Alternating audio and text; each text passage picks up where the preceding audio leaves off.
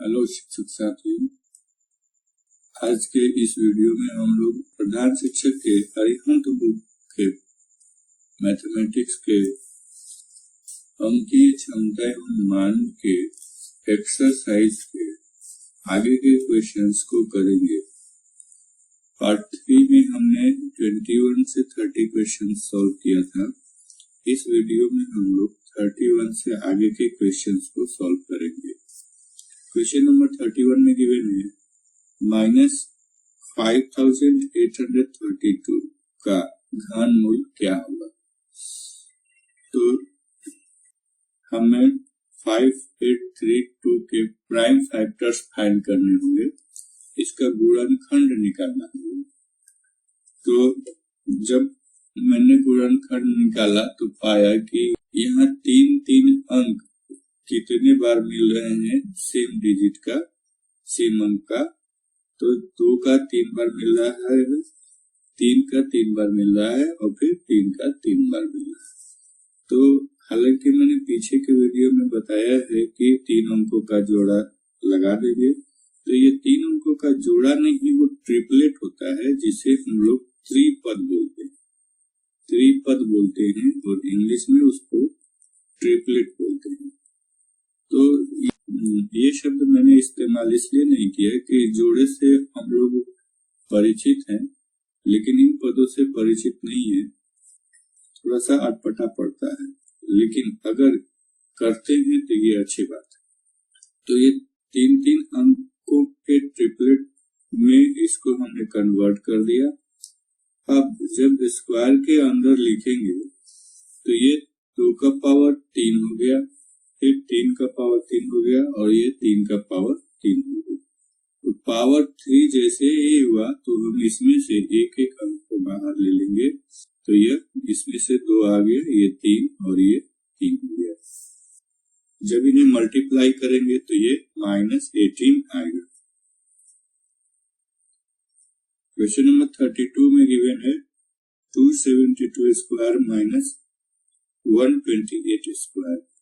इसका हमें वर्गमूल ज्ञात करना है। तो इसको हम a square minus b square के रूप में लिख करके सॉल्व करने का प्रयास करेंगे। और a square minus b square होता है a plus b, a minus b। तो 272 स्क्वायर माइनस 128 स्क्वायर, तो इसे हम a मान लेंगे और इसे b कंसीडर करते हुए इस रूप में इनको लिख लेंगे। तो ये हो गया 272 प्लस 128, 272 माइनस 128। ये ऐड करेंगे 400 हो जाएगा, ये सब्सट्रैक्ट करेंगे 144 हो जाएगा। तो इसे हम बीच में ये मल्टीप्लाई का साइन है, इसे मल्टीप्लाई नहीं करेंगे क्योंकि इसका स्क्वायर रूट फाइंड करना है। और ये दिख रहा है कि 400 का स्क्वायर रूट 20 होता है और इसका स्क्वायर रूट 12 होता है। तो हम लोग आसानी से इसके स्क्वायर रूट को फाइंड कर सकते हैं। तो according to question 272 square minus 128 square equal to ये आया है, और इसको जब सॉल्व करेंगे तो ये 20 हो जाएगा मल्टीप्लाइड बाई 12 और फाइनल आंसर हमारा 240 आएगा, जो हमारे ऑप्शन नंबर बी में गिवन है। क्वेश्चन नंबर 33 में गिवन है 1323 को किस छोटी से छोटी संख्या से गुणा किया जाए कि वह एक पूर्ण घन बन जाए। तो इसमें हमें 1323 का प्राइम फैक्टर फाइंड करना होगा और 3 अंकों के ट्रिपलेट में रखना होगा। जिस अंक का ट्रिपलेट ना बने तो उसी अंक से हमें इसमें मल्टीप्लाई करना होगा ताकि वह एक पूर्ण घन बन जाए। तो 1323 का हम लोग प्राइम फैक्टर जब निकालते हैं तो ये 333 ये आता है, फिर 7 आता है और इस तरह से ये पूरी तरह से 1323 कट जा रहा है। अब इनको इकट्ठा करेंगे इकट्ठा करने पर हम लोग देख रहे हैं कि 333 एक ट्रिपलेट बना लिया, लेकिन 77 का जोड़ा ही बना, इसका पेयर ही बना। तो इसमें हमें अगला अंक 7 से मल्टीप्लाई करना होगा ताकि यह ट्रिपलेट बन जाए। और जैसे ही यह ट्रिपलेट बनेगा तो ये वाली संख्या एक पूर्ण घन बन जाएगी। तो अभीष्ट संख्या जिससे हमें इसमें मल्टीप्लाई करना है ताकि यह एक पूर्ण घन बन जाए, वो क्या होगी? 7, जो हमारे ऑप्शन बी में दिया है। नेक्स्ट है वह न्यूनतम संख्या जिससे 1800 को गुणा करने पर एक पूर्ण घन संख्या प्राप्त हो के अंकों का योग होगा। तो इसमें हमें इसका प्राइम फैक्टर तो निकालना है, लेकिन प्राइम फैक्टर निकालने के बाद जब वह वास्तविक संख्या निकालेंगे जिससे इसमें मल्टीप्लाई किया जाएगा, गुणा किया जाएगा, तो ये पूर्ण घन बन जाएगा। तो उस संख्या को निकालने के बाद मतलब ट्रिपलेट नहीं बनेगा जिस अंक का, वही संख्या से इसमें हमको गुणा करने पर यह एक घन संख्या बन जाएगी। तो उस अंक के अंकों का योग बताना होगा। तो इसको करते हैं। सपोज ये 1800 का मैंने प्राइम फैक्टर निकाल लिया है। इसका जब गुणनखंड किया गया है तो ये 2 3 बार आया है, 3 और 3 2 बार आए हैं, और 5 5 2 बार आए। तो इससे क्या पता चलता है कि 3 ट्रिपलेट में नहीं है, ये 3 का इसका जोड़ा नहीं लग पाया, 5 भी ट्रिपलेट में नहीं है, इसमें एक 5 की कमी रह गई है। तो एक 5 इसमें डाल देंगे और एक 3 इसमें डाल देंगे। तो यह संख्या एक पूर्ण घन बन जाएगी। कब? जब 5 into 3 से इसमें मल्टीप्लाई कर देंगे, मीन्स 15 से इसमें मल्टीप्लाई कर देंगे। तो यही बात इसमें बताई गई है कि 3 और 5 ट्रिपलेट में नहीं है, तो इसमें जो अभीष्ट संख्या है मल्टीप्लाई करने के लिए वो 3 into 5 है, और इस तरह से ये 15 आएगा। हमें क्या बताना है कि अभीष्ट संख्या के अंकों का योग क्या है। तो अब इसके अंक हो गए 1 5, इसको ऐड कर देंगे तो ये आंसर हो जाएगा 6, जो हमारे ऑप्शन सी में दिया गया। नेक्स्ट क्वेश्चन 35 करेंगे। 7 10 में सबसे छोटी कौन सी संख्या जोड़ी जाए ताकि योगफल एक पूर्ण घन प्राप्त। इसमें जोड़ने की बात की गई है, तो कौन सी संख्या इसमें जोड़ी जाएगी? 710 में जोड़ी जाएगी ताकि ये एक पूर्ण घन संख्या प्राप्त हो जाए। तो इसके लिए हमें 7 10 के आगे वाली कौन सी संख्या है जो एक पूर्ण घन है, इसको प्राप्त करना है। तो 7 10 के पहले 8 का क्यूब आता है और बाद में 9 का क्यूब आता है। तो 8 का क्यूब क्या होता है? 512 होता है।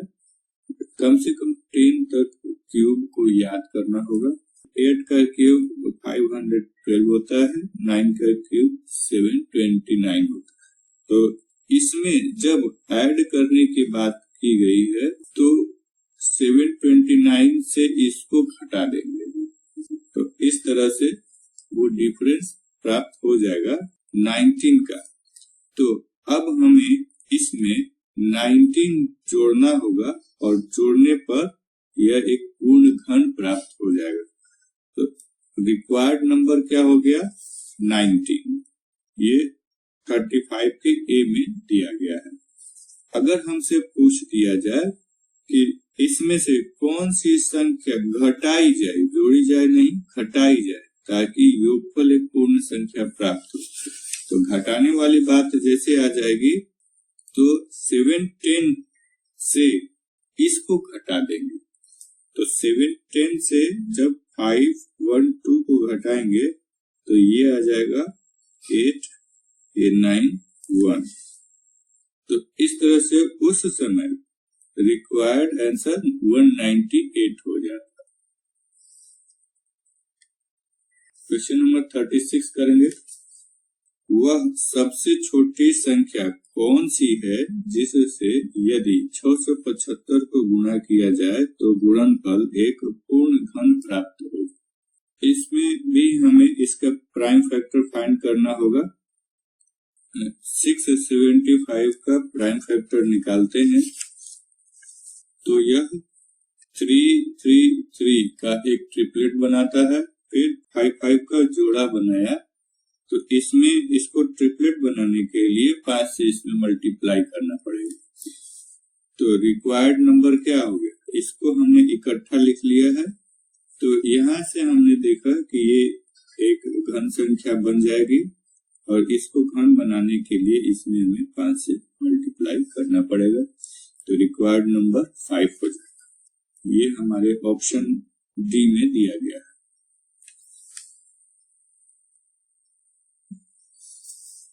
नेक्स्ट क्वेश्चन है 0.342 मल्टीप्लाइड बाई 0.684 डिवाइडेड बाई, ये 3 टाइम्स 0 दिया है और 342 दिया है, ये 3 टाइम्स 0 दिया है और ये 171 दिया है। तो सबसे पहला काम होगा कि इसके डेसिमल को हम लोग रिमूव करें। तो जैसे ही डेसिमल को रिमूव करेंगे तो ये 342 कैंसिल हो जाएगा और इससे ये 4 बार में कट जाएगा। तो हमें कैलकुलेशन सिर्फ डेसिमल्स का ही करना है और यहाँ एक 4 आएगा उसका करना है। उसके बाद हम लोग आसानी से इसका वर्गमूल प्राप्त कर सकते हैं। तो वर्गमूल का सिंबल लगाते हुए इन अंकों को मैंने लिख लिया है और डेसिमल के बदले में हमने इसके वैल्यूज को लिख दिया है। सपोज यहाँ पर 3 डेसिमल है, ऊपर में है, अंश में है, तो ये हर में 3 जीरो आ जाएगा एक पर, इसके लिए भी एक पर 3 जीरो आ जाएगा।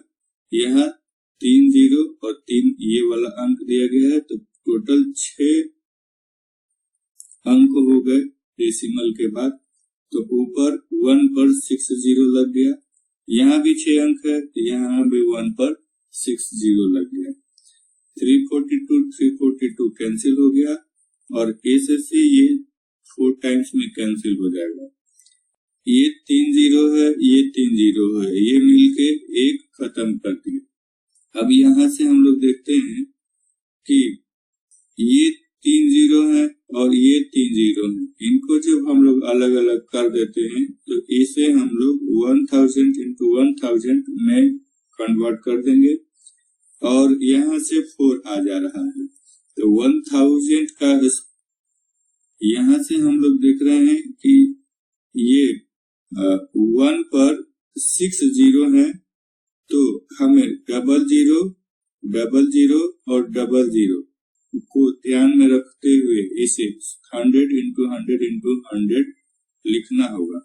तो यह 100 हो गया, multiplied by 100, again multiplied by 100। तो इस तरह से ये हो जाएगा 2 into 10 into 10 into 10। तो ये वाली संख्या हो जाएगी 2 पर 000, मतलब 2000। तो ये हमारा आंसर हो जाएगा 2000, इसमें देना चाहिए, बी में दिया गया। ठीक है। क्वेश्चन नंबर 38 में दिया गया है कौन सी बड़ी संख्या है 3√2 या √3। वास्तव में ये बहुत ही इम्पोर्टेंट क्वेश्चन है और इसके लिए मुझे अलग से वीडियो बनाना चाहिए था, पर मैं इसी वीडियो में इसको समझा दे रहा हूँ।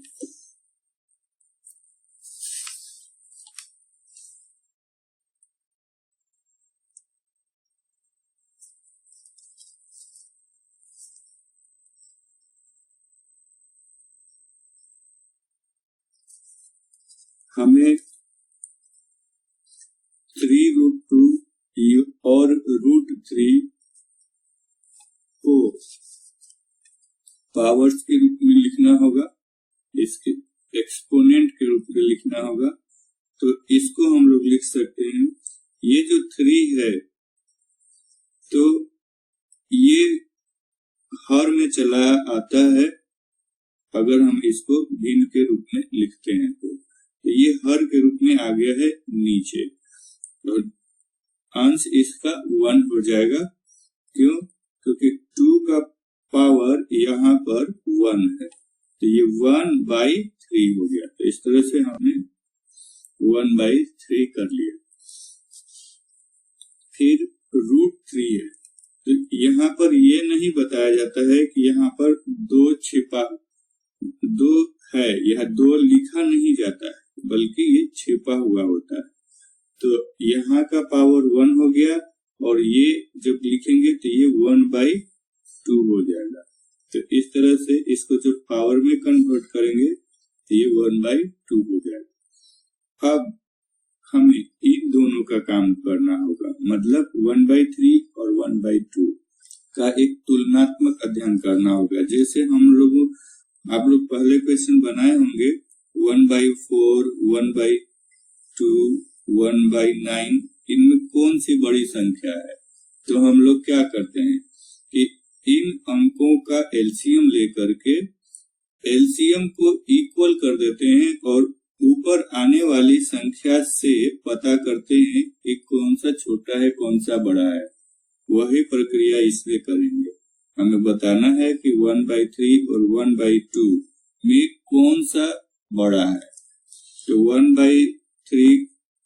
1/2 को जब सॉल्व करेंगे तो ये हो जाएगा 3, 2 का एलसीएम 6, और इसे हम लिखेंगे 1/3 इक्वल टू 1/3 मल्टीप्लाइड बाई, अब यहाँ 1/3 कर लेंगे, यहाँ 3 में किस अंक से मल्टीप्लाई करेंगे कि ये 6 हो जाए, तो 2 से मल्टीप्लाई करेंगे, इसी अंक से यहाँ भी मल्टीप्लाई करेंगे तो यह 2/6 हो जाएगा।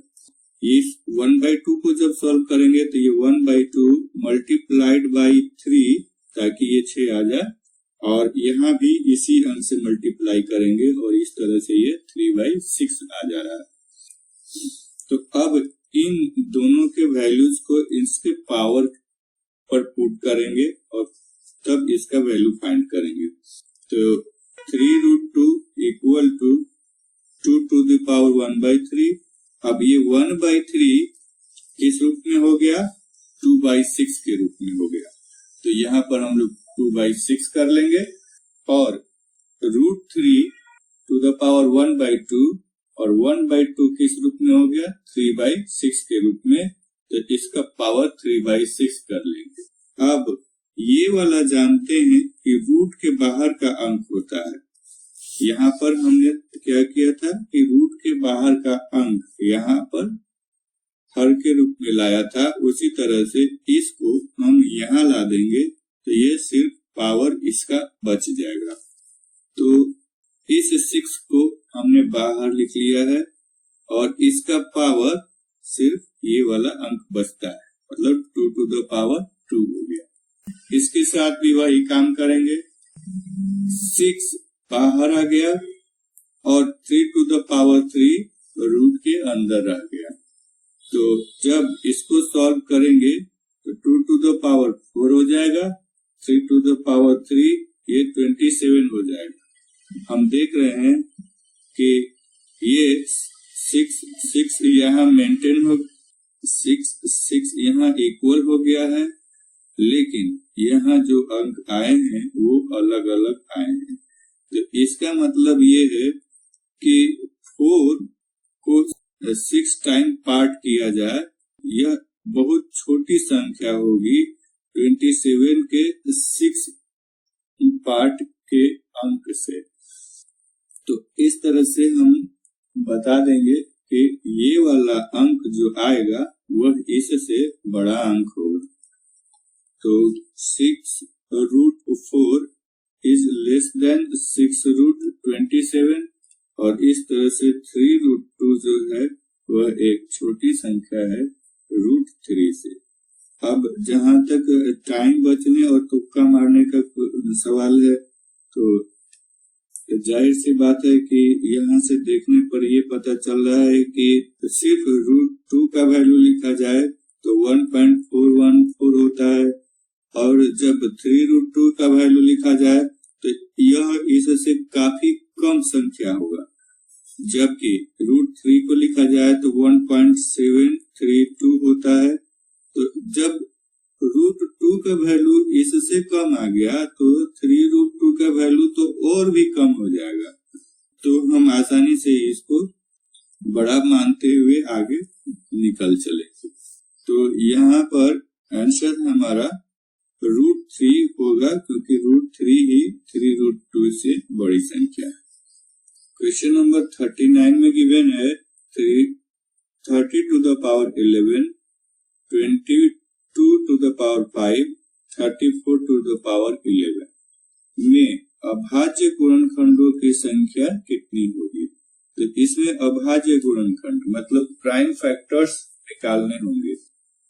इसके प्राइम फैक्टर्स के पावर्स को जब हम लोग ऐड कर देंगे तो अभाज्य गुणनखंडों की संख्या हमें मिल जाएगी।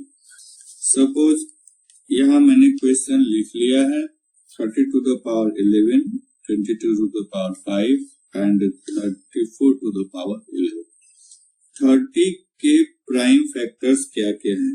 तो 30 के प्राइम फैक्टर्स को 2 into 3 into 5 के रूप में लिखा जा सकता है। क्यों?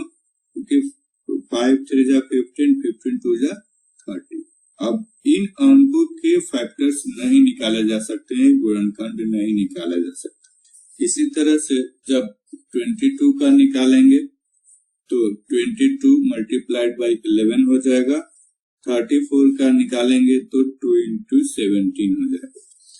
अब इन अंकों के फैक्टर्स नहीं निकाले जा सकते हैं, तो आगे का काम क्या है? यहाँ 30 to the power 11 है, तो इसका पावर हम लोग 11 कर देंगे, इसका भी पावर 11 कर देंगे, इसका भी पावर 11 कर देंगे। 22 का पावर 5 है, तो इसके सभी फैक्टर्स के पावर 5 हो जाएंगे। 34 का पावर 11 है, तो इसके सभी फैक्टर्स का पावर 11 हो जाएगा। अब इन पावर्स को हमें ऐड करना है, तो पावर्स को जब ऐड करेंगे तो कैसे लिख सकते हैं? 11 प्लस 11 प्लस 11 ये हो जाएगा 33। इसके पावर को ऐड करेंगे तो 5 प्लस 5 इक्वल टू 10 ये हो गया। 11 प्लस 11 ये हो जाएगा 22। जब इनको ऐड करेंगे 65 आएगा।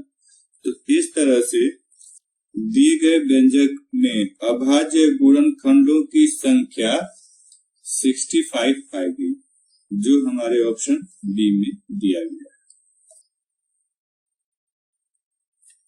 नेक्स्ट क्वेश्चन में भी दिया गया है कि 6 to the power 10, 7 to the power 17 और 11 to the power 27 में अभाज्य गुणनखंडों की संख्या क्या है।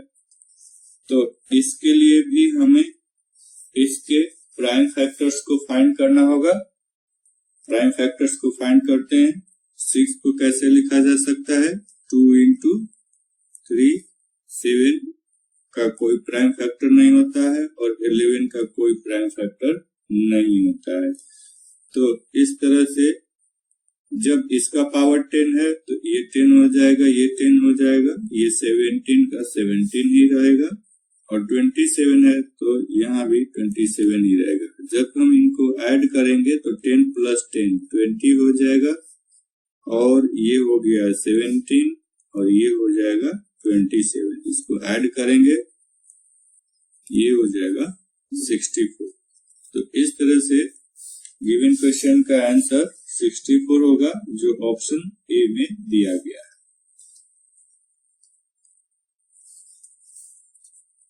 और 41 में गिवन है सबसे छोटी अभाज्य संख्या क्या है। सबसे छोटी अभाज्य संख्या मतलब प्राइम फैक्टर तो 2 होता है, क्योंकि अभाज्य संख्या का डेफिनेशन कहता है कि वह 1 से कटे और स्वयं से कटे।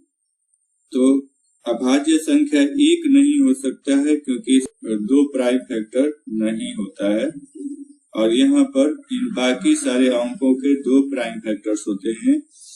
तो इसमें चूंकि छोटी अभाज्य संख्या पूछी गई है इसलिए इसका आंसर 2 होगा।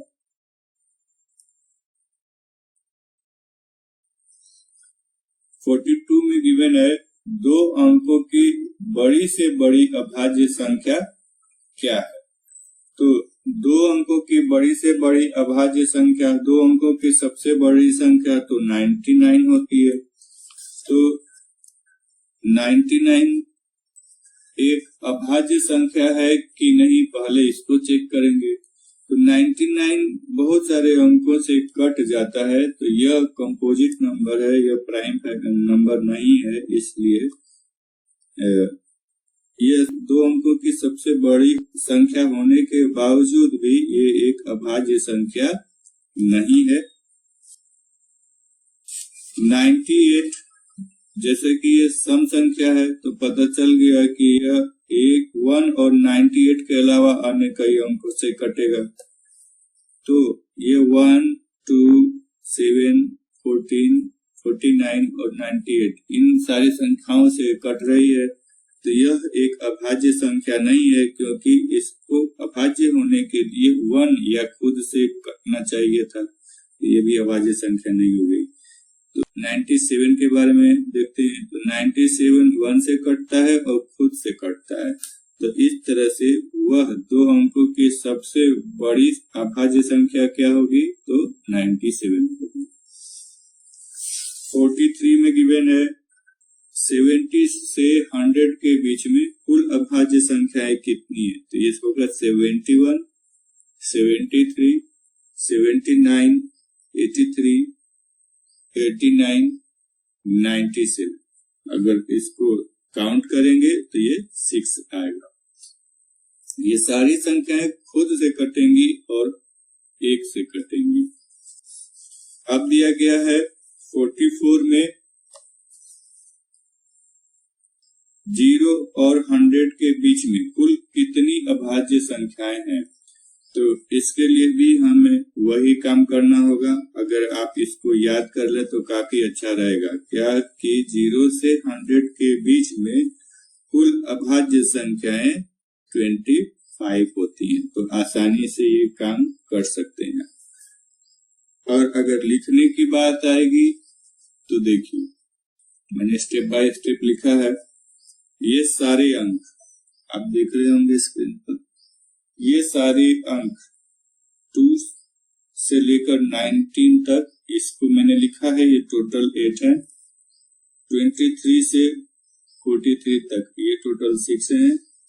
47 से 71 तक ये टोटल 6 है, और 73 से 97 तक ये टोटल 5 है। इसको हमने ऐड कर दिया है, ये 25 आया है। चाहे तो आप लगातार लिख करके गिन सकते हैं, लेकिन प्रॉब्लम ये आता है कि कोई भी ऐसी संख्या जो कंपोजिट नंबर हो, दो एक और खुद के अलावा किसी और से कट जाए, जैसा कि मैंने यहाँ लिख दिया था 87, तो ये तो 3 से कट जाएगा। तो इस तरह से काउंटिंग गड़बड़ हो सकती है। जो भी लिखना होगा परफेक्ट लिखना होगा और तब उसका आंसर बताना होगा।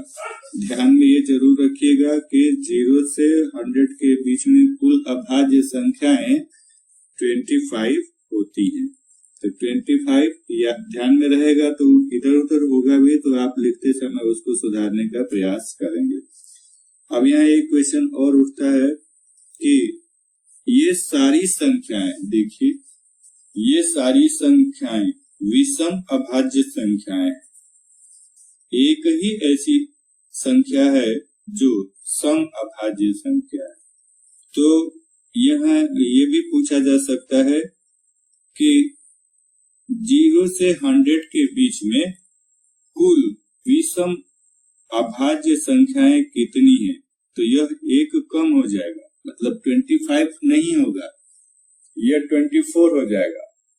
और पूछा जाए कि 0 से 100 के बीच में कुल कितनी सम अभाज्य संख्याएं हैं, तो चकमा देने के लिए ऐसा क्वेश्चन रहेगा कि 0 से 100 तो दिखा दिया, लेकिन इसमें सिर्फ एक ही सम संख्या है जो अभाज्य संख्या है। तो इसको मैंने लास्ट में लिख दिया है कि सारी संख्याएं विषम अभाज्य संख्याएं हैं, सिर्फ एक को छोड़कर। अब वह क्या है? वो सम अभाज्य संख्या। आज का लास्ट क्वेश्चन 45 करेंगे। किसी धन पूर्णांक तथा उसके वर्ग का योग 2450 है। धन पूर्णांक क्या है? तो धन पूर्णांक मतलब पॉजिटिव इंटीजर दिया गया है। पॉजिटिव इंटीजर और उसका स्क्वायर दोनों मिलकर के 2450 होना चाहिए। तो क्वेश्चन के अकॉर्डिंग अगर हमने धन पूर्णांक x कंसीडर कर लिया है तो यह x square plus x equal to 2450 हो जाएगा। इसको अलजेब्रिक मेथड से हम लोग करने का प्रयास करेंगे कि x square plus x minus 2450 का प्राइम फैक्टर निकालेंगे। जब इसको निकालते हैं तो हमें उन दो अंकों को प्राप्त करना होगा जिनको मल्टीप्लाई करने से 2450 आए और जिनका प्लस या माइनस सिंबल को ऑपरेट किया जाए तो वो प्लस x आना चाहिए। तो इस तरह से हम लोग चेक करेंगे कि 5 into 5 25 हो गया और ये 2 से जब मल्टीप्लाई करेंगे तो 50 हो जाएगा। तो ये 50 हो गया और ये 7 into 7 49 हो जाएगा।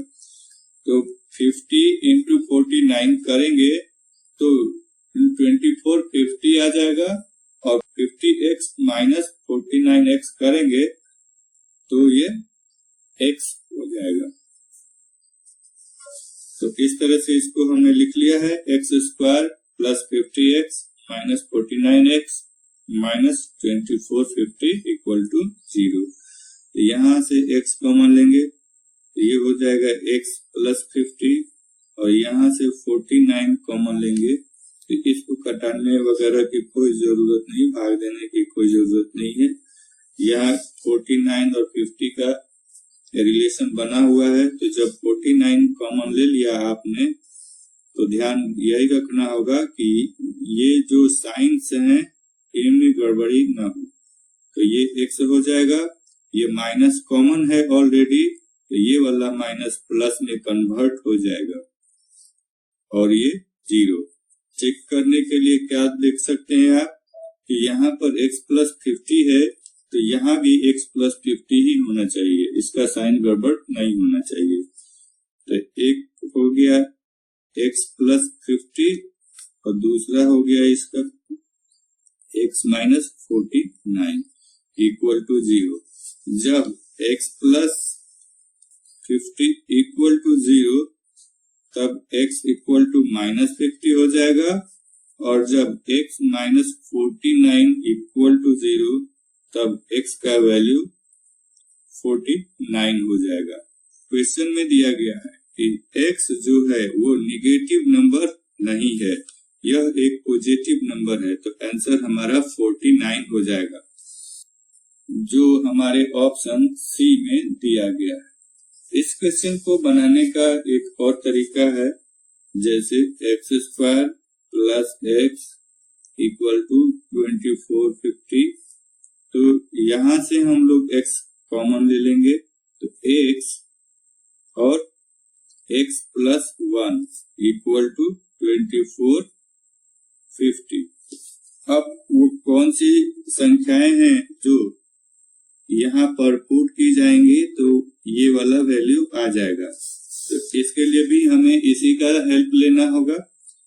इस प्राइम फैक्टराइजेशन के चार्ट से पता चलता है कि ये वैल्यू 50 है और ये वैल्यू 49 है। तो अगर x को हम लोग 49 कंसीडर कर लेते हैं तो x प्लस 1 मतलब जस्ट इसके बाद की संख्या 50 हो जाएगी। तो इस तरह से हम यहाँ पर 49 रखेंगे और यहाँ पर 50 रखेंगे तो ये जाएगा, LHS RHS दोनों इक्वल हो जाएगा। हमें संख्या x से मतलब है, तो x क्या है 49 है, तो इस तरह से हम लोग 49 फाइंड कर सकते हैं। इस वीडियो में हम लोग इतना ही करेंगे। नेक्स्ट वीडियो में हम लोग इसके आगे के क्वेश्चंस को सॉल्व करेंगे। आप लोग मेरे इस प्रयास के लिए अपना कीमती सुझाव जरूर देंगे कि इसको बेहतर बनाने के लिए मुझे और क्या करना चाहिए। Thank you for watching the video.